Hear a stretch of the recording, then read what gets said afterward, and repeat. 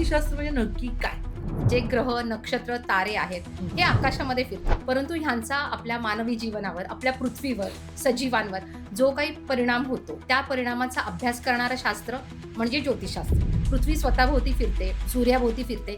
त्यानुसार ज्या degrees change होतात, त्यानुसार आपल्याला त्याची फलितं मिळतात. जन्म झाल्यावरच पत्रिकेत काही दोष असतात असं म्हणतात. सो मग ते कसे तुम्ही उपायाने बरे करू शकता? त्याचा जो दाह असतो, त्याचा जो प्रभाव असतो, तो काही प्रमाणात कमी होत जातो. म्हणजे त्या ग्रहांचा किंवा त्या नक्षत्राचा जप करणं किंवा दान धर्म करणं. खरंच ज्याला मंगळ आहे त्याने मंगळ असलेल्या व्यक्तीशीच लग्न करायला हवं. हो, कारण मंगळ हा पराक्रमाचा कारक आहे. एक व्यक्तीचं मंगळ खूप स्ट्रॉंग आहे आणि दुसऱ्या व्यक्तीचं जर मंगळ स्ट्रॉंग नसेल, तर मग तिथे ग्रहदशा आणि नशीब यांचा काय संबंध आहे? एखाद्या व्यक्तीच्या पत्रिकेमध्ये समजा गुरुची दशा आहे आणि त्याचा गुरु हा उच्चेचा असेल, तर तेव्हा त्याला मिळणारे बरेचसे परिणाम हे पॉझिटिव्ह असतात. जर कोणाला जॉबमध्ये प्रॉब्लेम आहे, रिलेशनशिपमध्ये प्रॉब्लेम आहे, हेल्थमध्ये प्रॉब्लेम आहे, या सगळ्या गोष्टी आपल्या पत्रिकेमध्ये दिसतात का?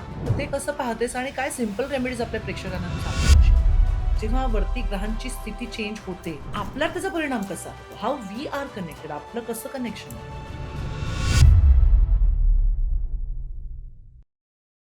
नमस्कार, मी वनश्री जोशी पांडे तुम्हा सर्वांचं इंटेलेक्च्युअल टॉक्समध्ये स्वागत करते. तुमचे मेसेज आमच्यापर्यंत येतात आणि आम्हाला खूप आनंद होतोय, कारण असे वेगवेगळे एपिसोड्स मी जेव्हा तुमच्यासाठी घेऊन येते, तेव्हा तुम्हाला ते आवडतायत आणि जास्तीत जास्त आमचे व्हिडिओज तुम्ही शेअर करताय. Thank so much. आजचा एपिसोड जो आहे, तो खूप स्पेशल आहे. ज्योतिषशास्त्र. आणि आपल्या आजच्या गेस्ट आहेत, त्या कृष्णमूर्ती पद्धतीने, लाल किताब पद्धतीने, पारंपरिक पद्धतीने पत्रिका बघतात. मला विशेष कौतुक आपल्या गेस्टचं यासाठी वाटतं, कारण त्या बाय प्रोफेशन ॲक्च्युली जॉब करत होत्या.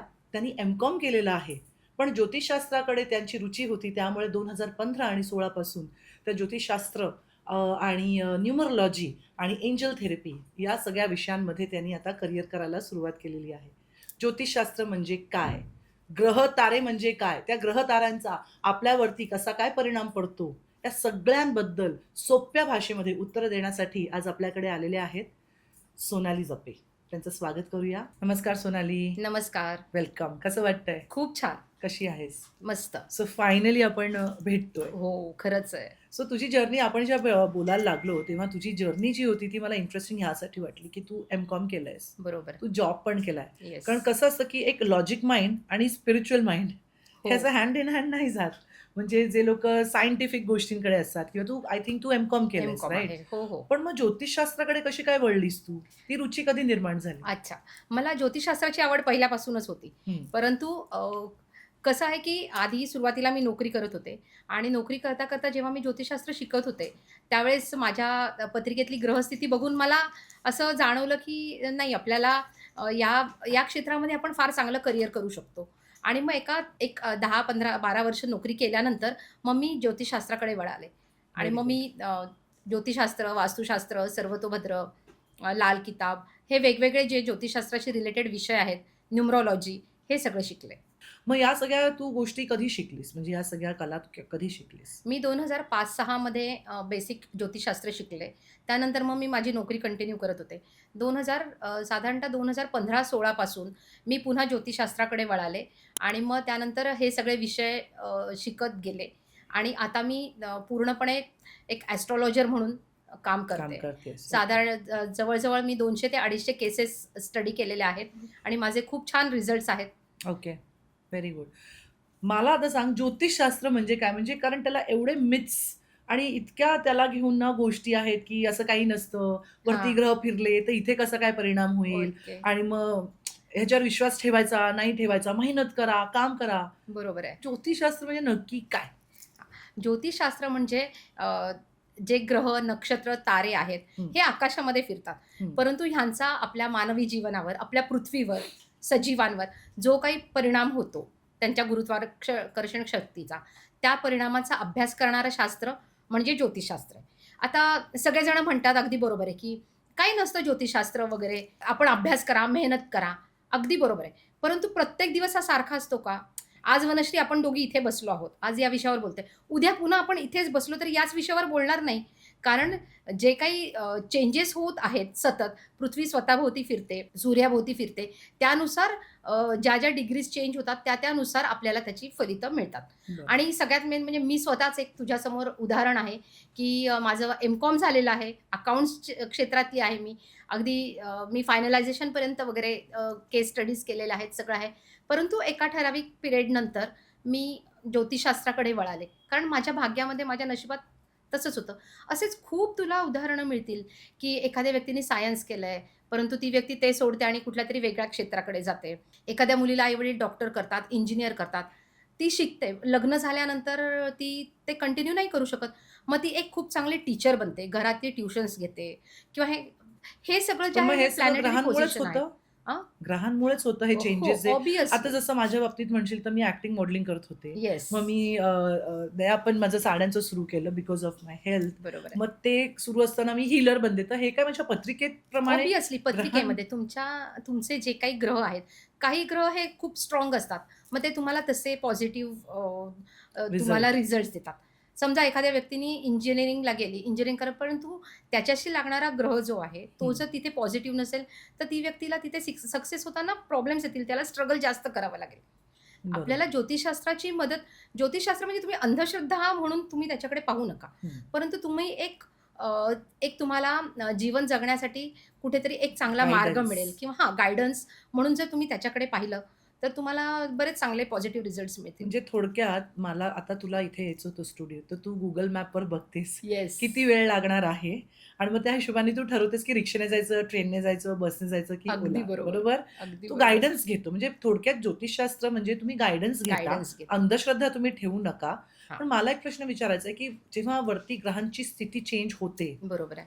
आपल्यावर त्याचा परिणाम कसा होतो? How we are connected? आपलं कसं कनेक्शन आहे? सगळ्यात आधी तुला मी ग्रह, तारे, नक्षत्र म्हणजे काय हे तुला आधी सांगते. बरोबर. हां, तर आकाशामध्ये जे ग्रह आहेत म्हणजे सूर्य, चंद्र, बुध, शुक्र, राहू, शनी, गुरु हे सगळे ग्रह आहेत. बरोबर. तर तारे म्हणजे जे स्वयंप्रकाशित आहेत. बरोबर. ज्यांना स्वतःचा प्रकाश आहे त्यांना आपण तारे म्हणतो. तर ह्या ताऱ्यांचा जो पुंजका आहे, हं. जे बरेचसे तारे एकत्र येऊन जो त्यांचा पुंजका तयार होतो, त्याला आपण नक्षत्र असं म्हणतो. टोटल अच्छा. 27 नक्षत्र आहेत. 27 हां. नक्षत्र. ओके. आणि 27 नक्षत्रांमध्ये प्रत्येक नक्षत्रामध्ये 4 चरण येतात. बरं. बरं हे झालं ग्रह, नक्षत्र, तारे. आता तू म्हणशील राशी. मग राशी कशात? राशी तर आपल्याला प्रत्यक्षात दिसत नाहीत. नाही. बरोबर आहे. परंतु 360 डिग्रीचे जेव्हा तुम्ही 12 भाग करतात, तुला माहिती आहे की 12 राशी आहेत. हं, हं. बरोबर? तर जेव्हा 360 डिग्रीचे तुम्ही 12 भाग करतात, तेव्हा 30 अंशाची एक रास असते. बरं. आणि प्रत्येक राशीमध्ये काही ठराविक नक्षत्र सामावलेले असतात. तर त्यानुसार म्हणजे ठराविक नक्षत्रानुसार ती रास बनते. साधारणतः 2.25 नक्षत्रांची एक रास असते. बरं. म्हणजे एका राशीमध्ये 9 चरण येतात अच्छा. आणि त्यानुसार ती रास बनते. हं. आणि व्यक्तीचा स्वभाव हा त्यानुसारच असतो. म्हणजे समजा एखादी व्यक्ती मेष राशीची आहे. तिचं नक्षत्र अश्विनी आहे. हं. मग ती व्यक्ती तशीच असते. म्हणजे खूप ॲक्टिव्ह असते, सतत काम करणारी असते, उत्साही असते. एखादं काम पूर्ण झाल्याशिवाय त्या व्यक्तीला चैन पडत नाही. उष्ण प्रकृतीची असते. हं. बरं आणि प्रत्येक नक्षत्रांना हे वेगवेगळे आकारसुद्धा आहेत. म्हणजे अच्छा. अश्विनी नक्षत्र हे तू जर आकाशात पाहिलं तर तुला जे अक्षरासारखं दिसेल. भरणी हे त्रिकोणी दिसेल. त्यानंतर तू जर कृत्तिकाकडे गेलेस तर कृत्तिकेचं नक्षत्र हे तुला फुलांच्या गुच्छासारखं दिसेल. अच्छा. पुष्य नक्षत्र हे तारकांच्या गुच्छासारखं दिसेल. हे मघा कदाचित मघा बऱ्याच पण नक्षत्र जणांना आहे बरोबर. हां. मघा कसं दिसतं? मघा जी आहे, ते मघा हे सिंहाच्या जबड्यासारखं दिसेल. अरे बाप! हां, मग तू बघ मघा नक्षत्राची जी व्यक्ती असते ती तशी डॉमिनेटिंगच असते. तिच्यामध्ये मला कळालं ते. तिच्यामध्ये एक मीपणा, कर्तृत्ववान वृत्ती ही तिच्यामध्ये असते. म्हणजे एवढा इम्पॅक्ट पडतो येस, नक्षत्राचा ऑफ कोर्स तुमच्या पडतो. पर्सनॅलिटीवर? हो, हो, हो. बरं. पडतो. तू म्हणालीस मला ते उभंच राहिलं डोळ्यासमोर. करेक्ट. Yes, yes. बोल पुढे. तर आणखीन एक गोष्ट तुला अशी सांगायची की जसं म्हणजे मी तुला म्हटले की प्रत्येक बालक हा त्या नक्षत्राप्रमाणेच असतो. म्हणजे जर तू पुष्य नक्षत्र घेतलं तर पुष्य नक्षत्राची व्यक्ती ही सद्गुणी, दानधर्म करणारी, भरपूर अभ्यासू अभ्यासू वृत्ती होती. असणारी अशी असते. परंतु जेव्हा एखादं नक्षत्र बिघडतं, एखादा ग्रह बिघडतो, तेव्हा तुम्हाला त्याचे इफेक्ट जे आहेत ते तसे मिळत नाहीत. मग आपण म्हणतो, "अरे, हे असं माझ्या बाबतीत का घडतं?" बरोबर. तर त्यावेळेस हे असं झालेलं असतं. मग बऱ्याचदा गोचरीने सुद्धा ग्रह एकमेकांच्या दृष्टीवर येतात किंवा त्यांची दृष्टी पडते किंवा त्या त्या ठिकाणाहून तो ग्रह जातो, तेव्हा माणसाला तसे हां. इफेक्ट मिळतात. पण म्हणजे हे ग्रह खराब कसे होतात आणि का होतात? म्हणजे त्याच्या हां. मागचं कारण काय? सगळ्यात आधी मी तुला हे सांगते, की अ, पत्रिका ही कशी बनते? तर हं. जेव्हा एखादी व्यक्ती जन्म घेते, तेव्हा पूर्व दिशेला जी रास उदित असते, ती त्या व्यक्तीची लग्न रास असते. बरं. तसंच चंद्र ज्या राशीमध्ये असतो, ती त्याची चंद्र रास असते आणि ज्या नक्षत्रात असतो, ते त्याचं नक्षत्र असतं.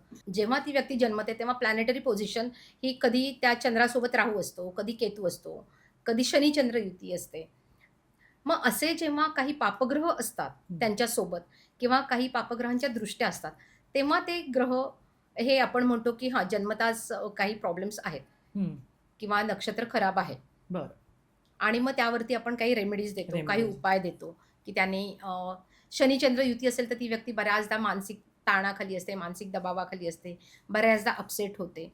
ह्या गोष्टी आपल्याला जाणवतात. म्हणजे मी अशा कितीतरी पत्रिका पाहिलेल्या आहेत, की आपल्याला तसे इफेक्ट दिसून येतात. हं, हं. जसा चंद्र हा मनाचा कारक आहे, तसा तो मातेचा सुद्धा कारक आहे. मग तिथे आईला त्रास, आईला दुःख, वेदना ह्या गोष्टी तुम्हाला दिसतील. सूर्य जो आहे तो तुमचा आत्माकारक आहे, पित्याचा कारक आहे. मंगळ जो आहे तो तुमचा पराक्रमाचा कारक आहे, भावंडाचा कारक आहे. मंगळ. येस. बरं. तर हे प्रत्येक ग्रहाचं एक वेगवेगळं कारकत्व आहे आणि त्यानुसारच ते आपल्याला परिणाम देतात. ओके. पण मग आता जन्म झाल्यावरच पत्रिकेत काही दोष असतात असं म्हणतात. हो. ओके. सो मग ते कसे तुम्ही उपायाने बरे करू शकता? 100% बरे होतात, की काही त्याचा दाह असतो किंवा तो हां, प्रॉब्लेम आहे तो कमी होतो त्याचा थोडा? जो दाह असतो, त्याचा जो प्रभाव असतो, तो काही प्रमाणात कमी होतो. करता येतं. त्यासाठी आपल्याला उपाय करावे लागतात. हं, हं. म्हणजे हं, त्या ग्रहांचा किंवा त्या नक्षत्राचा जप करणं किंवा दान धर्म करणं, ह्या सगळ्या गोष्टी करून आपण त्यांचा जो त्रास आहे तो कमी करू शकतो. ओके. म्हणजे अगदी तुला साधं उदाहरण सांगते. समजा तुला शिकण्यासाठी तुझ्या आईने तुला तुझ्या आत्याकडे पाठवलंय. तुला 2 वर्ष आत्याकडे राहायचंच आहे. ओके. पण तुझ्या आत्याचं आणि तुझं अजिबात पटत नाही. पण तुला तिथे जमवून घ्यायचंय. मग तू काय करशील? तिच्या मनाप्रमाणे वागशील. हां, तिला आवडत्या गोष्टी करशील. तिच्या कलानी घेशील ना. बरोबर. तेव्हाच तुझा तो काळ निघून जाणार आहे. तेव्हाच तू तसंच. तसंच आहे हे. बरं. सो आपण ज्योतिषमध्ये ऐकतो मंगळ. हं. सगळेजण मंगळाचं नाव ऐकल्यावरती घाबरतात. मंगळाला घेऊन का एवढे मिसअंडरस्टँडिंग्ज आहेत? आणि जर पत्रिकेमध्ये मंगळ असेल, तर खरंच ज्याला मंगळ आहे त्याने मंगळ असलेल्या व्यक्तीशीच लग्न करायला हवं का? हो, मंगळाच्या व्यक्तीने मंगळाच्या व्यक्तीशीच लग्न करायला हवं. कारण मंगळ हा पराक्रमाचा कारक आहे. मग एक व्यक्तीचं मंगळ खूप स्ट्राँग आहे आणि दुसऱ्या व्यक्तीचं जर मंगळ स्ट्राँग स्ट्राँग नसेल, तर मग तिथे त्यांचं पटणं थोडंसं अवघड होऊन जातं. हं, हं. त्यामुळे पूर्वीपासून असं म्हणायचे, की मंगळाची मुलगी असेल, तर तिला नवरा हा मंगळाचाच बघितला पाहिजे. हं, हं, हं, हं. आता ज्योतिष मी शिकण्याचा प्रयत्न केला होता आणि ओके. मला बिलकुल जमलं नाही. फ्लॉप शो झाला सगळा. मी अगदी बेसिक शिकले पत्रिका. पण त्याच्यामध्ये 12 घरं असतात. हो, आणि त्याच्यामध्ये ग्रह फिरत असतात. बरोबर. सो एक आपले जे प्रेक्षक आहेत ज्यांना बेसिक अगदी म्हणजे हं, कोणी हं, हं. इच्छुक असेल, ज्यांना फॅसिनेशन असेल, तर कशी असते पत्रिका, कसे असतात ग्रह आणि ते कसे फिरत असतात आणि एक बेसिक आम्हाला जर सांगितलंस तर बरं. ओके. जसं तुम्हाला माहितीच आहे, की पत्रिकेमध्ये 12 घरं असतात. म्हणजे 1 ते 12 तिथे हां. प्रत्येक राशी बसलेल्या असतात. मेष, वृषभ, मिथुन, कर्क, सिंह, कन्या, तुळ, वृश्चिक, धनु, मकर, कुंभ, मीन हं. आणि प्रथम स्थान, द्वितीय स्थान. जसं प्रथम स्थान हे तुम्ही तुम्ही स्वतःला दाखवता.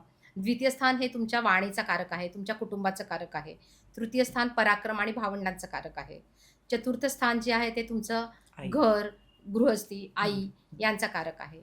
पंचम स्थान जे आहे ते म्हणजे तुमचं शिक्षणाचा कारक आहे, संततीचा कारक आहे. षष्ठ स्थान हे आजारपण, तुमची नोकरी याचा कारक आहे. हं. सप्तम स्थान जे आहे ते तुमचा लाईफ पार्टनर, बिझनेस पार्टनर हे दर्शवतं. अष्टम स्थान जे आहे त्याला आपण मृत्यूस्थान म्हणतो. परंतु तसंच अष्टम स्थान हे अचानक धनलाभ देणारं सुद्धा स्थान आहे. बरं. अमिताभ बच्चन यांच्या कुंडलीमध्ये अष्टमात बरेचसे ग्रह आहेत. हं. नवम स्थान म्हणजे भाग्यस्थान. बरं. तुमच्या भाग्य दर्शवणारं हे तुमचं नवम स्थान आहे. तर दशम स्थान हे तुमचं कर्मस्थान आहे. तुमची नोकरीचं ठिकाण, व्यवसायाचं ठिकाण किंवा तुम्ही कोणता व्यवसाय कराल, हे सगळं तुमचं दशम स्थान बरं. दर्शवतं. 11वं स्थान हे तुमचं लाभस्थान आहे. हं, हं. तर 12वं स्थान जे आहे ते व्ययस्थान आहे, खर्च स्थान आहे. बरं. तसंच तुमचं परदेश योग आहेत ते सुद्धा तुमच्या 12व्या 12. स्थानावरनं पाहिले जातात. बरं. मग हे ग्रह सगळे फिरत असतात त्या हां, हे ग्रह त्या बरोबर आहे. घरांमध्ये फिरतो बरोबर आहे. आणि मग त्याचा जो इम्पॅक्ट होतो तो आपल्या सर्वसामान्यावरती इम्पॅक्ट होत असतो. एक्झॅक्टली. एखादी केस स्टडी अशी इंटरेस्टिंग जी तू सॉल्व्ह केली आहेस? आधी तुला मी हे सांगते, की त्या ग्रहांचा कसा इम्पॅक्ट होतो. बरं. तर ग्रह हे आताच फॉर एक्झाम्पल एखादी व्यक्ती जन्मते, एखादं बाळ जेव्हा जन्मतं, तेव्हा अ, त्याच्या पत्रिकेमध्ये तो जन्मतो त्यावेळची ग्रहस्थिती ही फिक्स असते.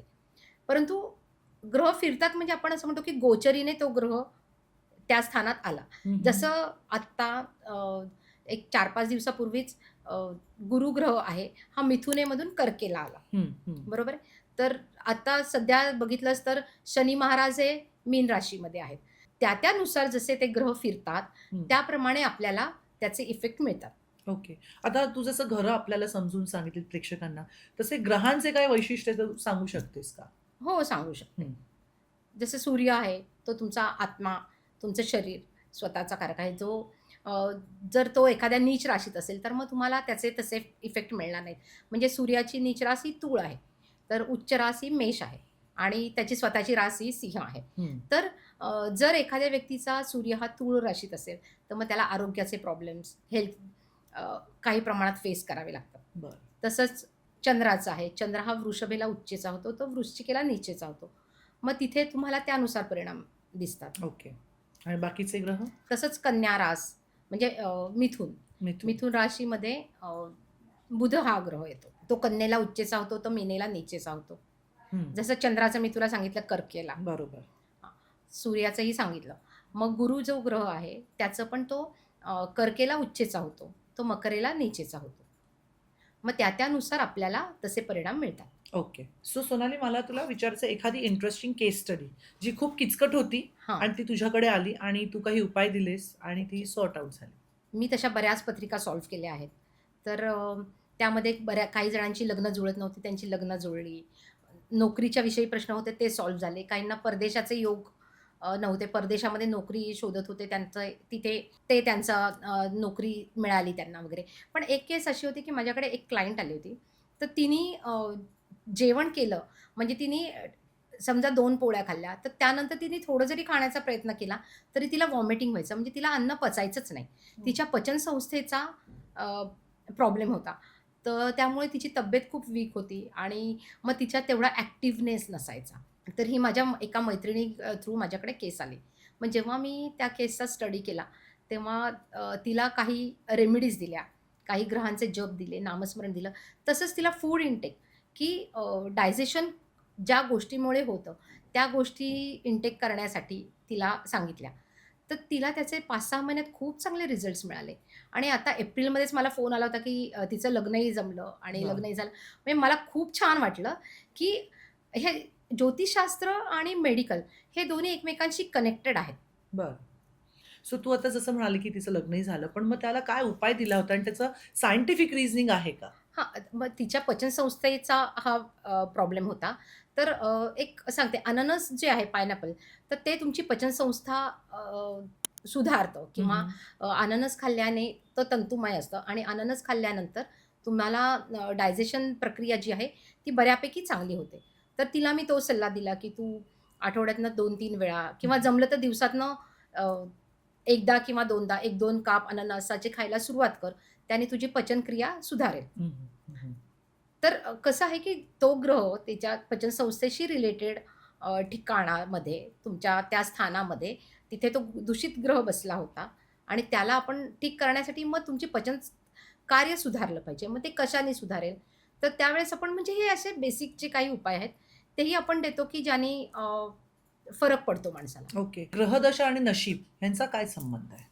ग्रहदशा ह्या म्हणजे प्रत्येक व्यक्तीला कधी बुधाची दशा, गुरुची दशा, शनीची दशा असते हं. आणि ती ठराविक काळासाठी असते. मग त्यानुसार एखाद्या व्यक्तीच्या पत्रिकेमध्ये समजा गुरुची दशा आहे आणि त्याचा गुरु हा उच्चेचा असेल, तर तेव्हा त्याला मिळणारे बरेचसे परिणाम हे पॉझिटिव्ह असतील.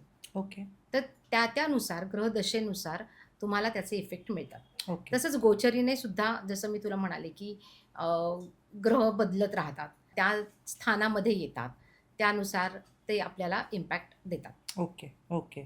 आणि आरोग्य आणि कुटुंब, आरोग्य, कुटुंब झालं, करियर झालं, या सगळ्या गोष्टी आपल्या पत्रिकेमध्ये दिसतात का? हो, हो, हो. आणि जर कोणाला जॉबमध्ये प्रॉब्लेम आहे, ओके, एक सिंपल रेमेडी पण तू सांगू शकतेस. हो, हो, हो. तर जॉबमध्ये जर प्रॉब्लेम आहे, रिलेशनशिपमध्ये प्रॉब्लेम आहे, हेल्थमध्ये प्रॉब्लेम आहे, तर ते कसं पाहतेस आणि काय सिंपल रेमेडीज आपल्या प्रेक्षकांना तू सांगू ओके. शकशील? जसं मी तुला मगाशी सांगितलं, की 12 स्थानं आहेत हं. आणि प्रत्येक स्थानावरून आपल्याला कळतं, की ते स्थान म्हणजे प्रत्येक स्थान हे त्या व्यक्तीचं कॅरेक्टर किंवा त्या व्यक्तीच्या आयुष्यामध्ये ज्या काही गोष्टी घडणार आहेत, हे आपल्याला दर्शवतं. एखादी व्यक्ती आपल्याकडे येते आणि ती विचारते, की आता माझं लग्नाचं चाललेलं आहे, ही पत्रिका आलेली आहे, तर ही जुळते का पहा.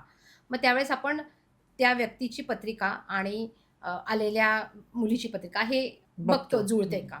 त्यानुसार किती गुण जुळतात. 18 पेक्षा जास्त गुण जुळत असतील, तर आपण म्हणतो, की हां, हरकत नाही लग्न करायला. परंतु तुम्हाला कसा नवरा मिळेल किंवा म्हणजे तुमचा जो जोडीदार आहे तो कसा मिळेल, काय हे तुमच्या सप्तम स्थानावरून कळतं.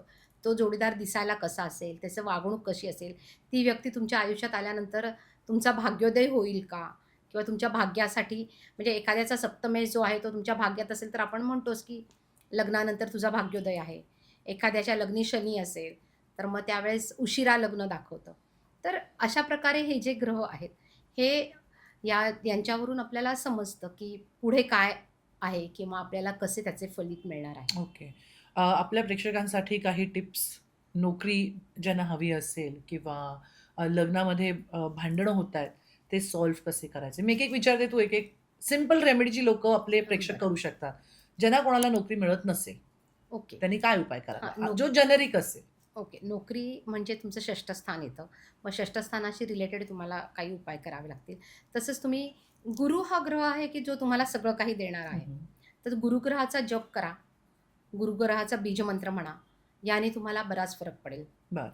मॅरिड लाईफशी संबंधित म्हणालात तर स्त्रियांनी अ, सूर्याचं नामस्मरण करावं, सूर्याचा बीजमंत्र म्हणावा.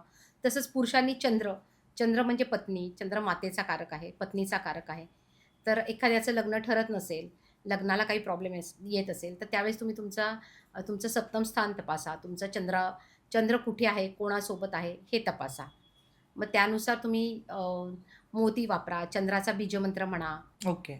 आणि हेल्थ ज्यांची खराब असते त्यांनी काय हां, करावं? ज्यांची हेल्थ खराब असते त्या आपल्या आरोग्याचा कारक हा सूर्य आहे. हं, हं. मग सूर्याचा बीजमंत्र, सूर्याला जल देणं, या गोष्टी केल्या पाहिजेत. ओके. सो सोनाली, आता पूर्वी तर बघ, पूर्वी जेव्हा लग्न ठरायची, तेव्हा मध्यस्थी असायचा, बरोबर. की पूर्ण फॅमिलीचे 2-3 जनरेशन मागे जाऊन माहिती असायची, की फॅमिलीमध्ये एक्झॅक्टली. काही प्रॉब्लेम नको. जेनेटिकली येतं म्हणून त्याच्या मागचा हा एक भाव होता. पण आता इथे लव्ह मॅरेज आणि आपण इंटरकास्टमध्ये गेलोय, तर कोणी पत्रिकेवर विश्वास ठेवतो, ठेवत नाही. पण मग त्याचा कसा इम्पॅक्ट होतो? हे जे बघ लोकं पत्रिका बघत नाहीत लग्न हां, जुळवताना. जर पत्रिका नाही बघितली आणि जर खरोखर ती जुळतच नसेल, तर तुम्हाला काही ठराविक पिरियडनंतर त्याचे इफेक्ट मिळतातच. असं होत नाही की मिळत नाहीत. मग एकतर तुम्हाला ॲडजस्टमेंट कराव्या लागतात हं. आणि जेव्हा असे काही इफेक्ट जोपर्यंत तुमचं सगळं सुरळीत चाललंय, तोपर्यंत कोणीही ज्योतिषशास्त्राकडे जात नाही. अशी कुठलीच व्यक्ती तुला दिसणार नाही, की हां, माझं सगळं खूप छान चाललंय, पण तरी मी एक टाईमपास म्हणून ज्योतिषशास्त्राकडे जाऊन येते. असं कधीच नसतं. परंतु जेव्हा जसं मी तुला म्हटलं, की तुमचे ग्रह खराब होतात, नक्षत्र खराब होतात, सप्तम स्थान खराब होतं, त्यावेळेस तुम्हाला तसे इफेक्ट मिळतात.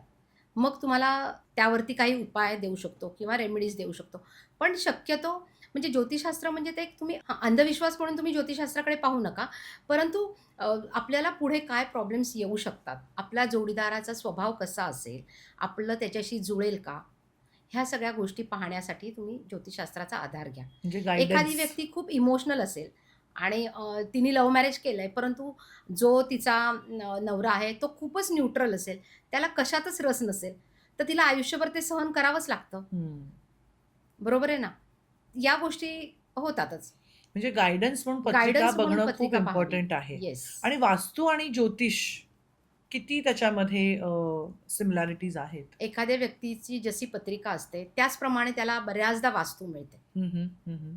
आणि तसेच त्याला इफेक्ट भोगावे लागतात. ओके. ते दोन्ही एकमेकांशी कोरिलेटेड आहेत. मग तू जेव्हा एखादी केस घेते तेव्हा वास्तू पण पाहतेस का? हो, मी वास्तू आणि मग वास्तूसुद्धा पाहते. ओके. वास्तू सोप्या भाषेत म्हणजे नक्की काय आणि का करावी? कारण की लोकं म्हणतात साऊथमध्ये घर घेऊ नये. असं खूप लोकांची मान्यता आहे. पण मग हे खरं तथ्य आहे का? आणि मग तिथे ग्रहताऱ्यांचा पण अभ्यास केला जातो का? वास्तू जी आपण जसं म्हणतो 360 डिग्री, हं. तर वास्तूमध्ये सुद्धा पूर्व दिशा ही 90 अंशाची समजा, म्हणजे ईशान्येपासून आग्नेयेपर्यंत. तर त्या प्रत्येक डिग्रीमधून वेगवेगळी देवता, 9 देवता ज्या आहेत, त्या आपल्या घरामध्ये प्रवेश करत असतात. मग तुमच्या घरामध्ये जो तुमचा एंट्रन्स आहे, हं. तिथून कोणती देवता, वास्तुदेवता तुमच्या घरामध्ये प्रवेश करतीये, हे वास्तूमध्ये तपासलं जातं. बरं. तसंच ईशान्येला टॉयलेट नसावं किंवा देवघर कुठे असावं, ह्या सगळ्या ज्या छोट्या झोपताना आपण दक्षिणेला किंवा पूर्वेला डोकं करून झोपावं, पश्चिमेला डोकं करू नये. का तर जसं आहे तसं की उत्तर आणि साऊथ पोल आणि नॉर्थ पोल बरोबर. याचाही इथे अभ्यास केला जातो. बरोबर, बरोबर.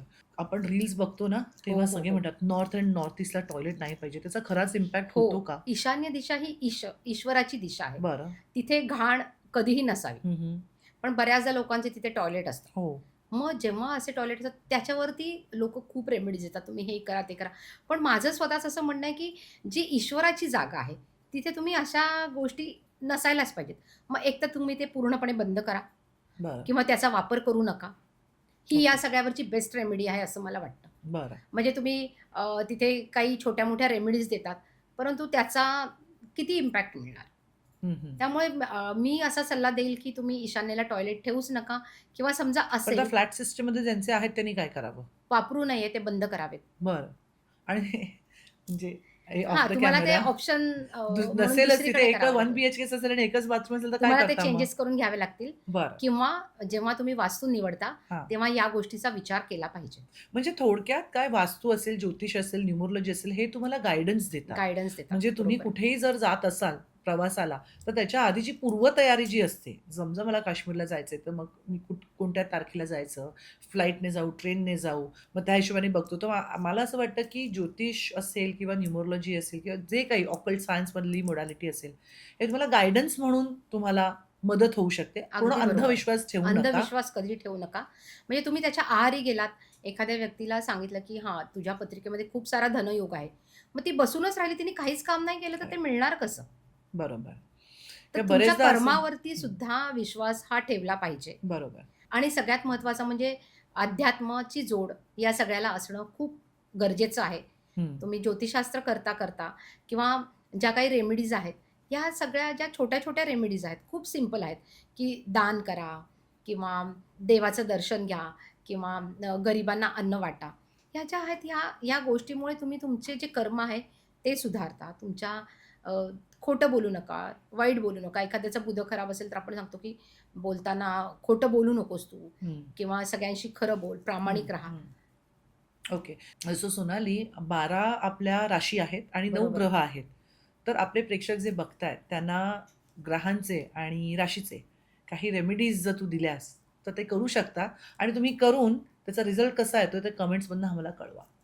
ओके. तर जसं मेष रास आणि वृश्चिक रास आहे. तर या दोन्ही राशींचा स्वामी हा मंगळ आहे. बरं. तर ज्यांची मेष आणि वृश्चिक रास आहे त्यांच्यासाठी मी सांगेल, की तुम्ही हनुमान चालीस वाचा. नंतर मारुती स्तोत्र म्हणा. हनुमानाच्या मंदिरात जाऊन ऑरेंज रंगाचा जो प्रसाद आहे तो तुम्ही मोतीचुराचा लाडू. मोतीचुराचा लाडू वगैरे त्याचा प्रसाद वाटा. बरं.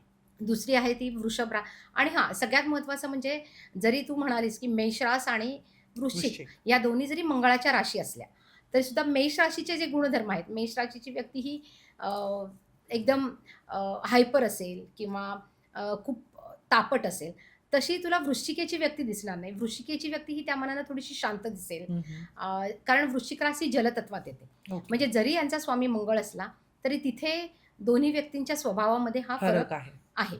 तसंच आता शुक्राच्या वृषभ आणि तूळ या 2 राशी शुक्राच्या आहेत. तर ज्यांची वृषभ रास आहे, ज्यांची तूळ रास आहे, त्यांनी दुर्गा देवीचं नामस्मरण करावं, श्रीसूक्त वाचावं, महालक्ष्मीला कमळ व्हावं. या खूप सोप्या रेमेडीज आहेत.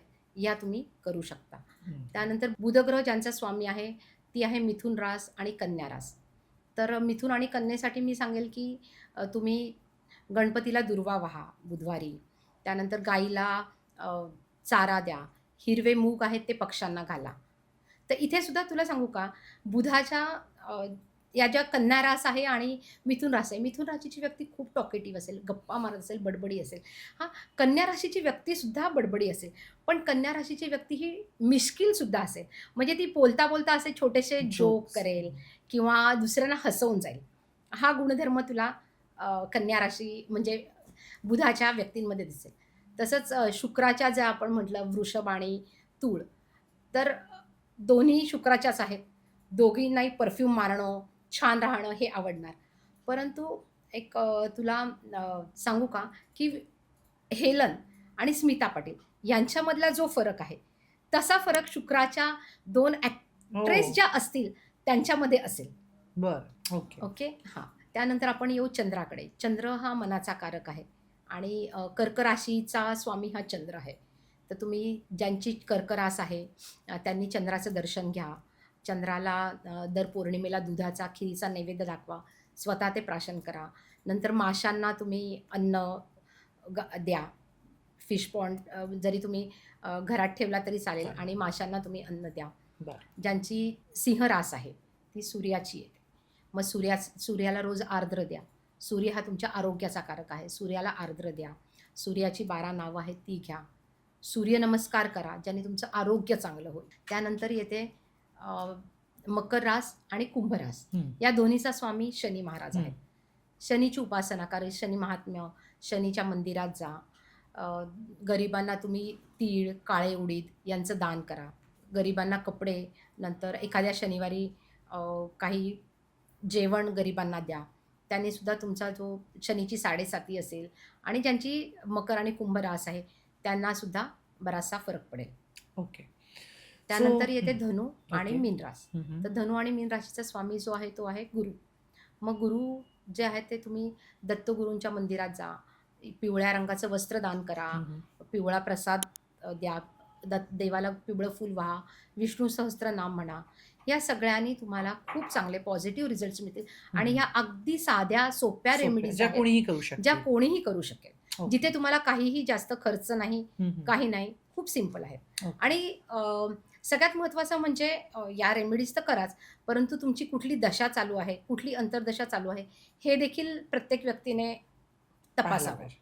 चांगल्या ज्योतिषाकडे जायचं असेल तर सोनाली आज इथे येऊन आपल्याशी मनमोकळेपणाने गप्पा मारल्यात आणि ती बेसिक तुम्ही जर विचार करत असाल ज्योतिष पत्रिका म्हणजे काय तर त्या संदर्भातला हा एपिसोड होता. So thank you so much. खूप छान वाटलं. खूप इन्फॉर्मेशन मिळाली आज आमच्या प्रेक्षकांना सुद्धा आणि कसं असतं ना खूप क्लिष्ट करायला गेलं तर लोकांना कळत हो. नाही. सोप्या हे भाषेत अगदी जेव्हा सोप्या भाषेत. हे अगदी सोप्या भाषेत जेव्हा आपण करतो तेव्हा लोकांपर्यंत ते व्यवस्थित पोहोचतं. So thank you so much Sonali. इथे वेळात वेळ काढून आलीस आणि एवढं छान आम्हाला तू माहिती दिली सोप्या पद्धतीने. फ्रेंड्स तुम्हाला आजचा एपिसोड कसा वाटला तुम्ही नक्की आम्हाला कळवा आणि सोनालीचे कॉन्टॅक्ट डिटेल्स मी खालती दिलेले आहेत. तुम्हाला जर त्यांच्याशी संपर्क करायचा असेल तर त्यांना त्यांचा Gmail, Insta handle, phone number सगळं मी देते आहे.